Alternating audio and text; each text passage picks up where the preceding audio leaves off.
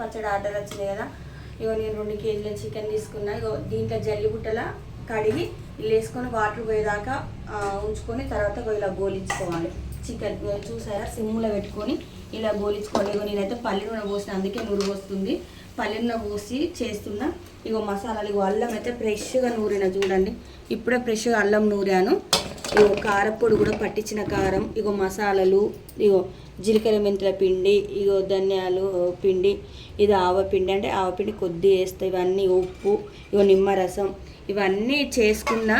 నాదైతే ఈరోజు వచ్చింది ఆర్డర్, కిలో ఆర్డర్ వచ్చింది. నేనైతే 2 కిలోలు పెడుతున్నా ఫ్రెండ్స్. ఇక చూడండి నా చికెన్ పచ్చడి అయితే మీరు అందరైతే నాకు ఇంకా ముందుకు వెళ్ళాలని మీరు అందరూ కోరుకోవాలని. చూసారా ఫ్రెండ్స్, నేను చికెన్ పచ్చడి అన్నీ ఎలా వేసేది కూడా అవి కూడా వీడియో పెడతాను. ఓకేనా, నన్ను అయితే సపోర్ట్ చేయండి. హుజరాబాద్ సమ్మయ్య లాగ్స్ నా ఛానల్ గంట కొట్టండి.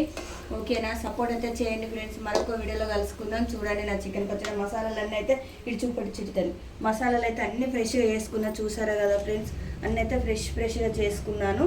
చూసారా, ఫ్రెష్గా ఎమ్మటే చేసుకొని ఎమ్మటే వేస్తా. ఓకేనా, మరొక వీడియోలో కలుసుకుందాం. Bye bye.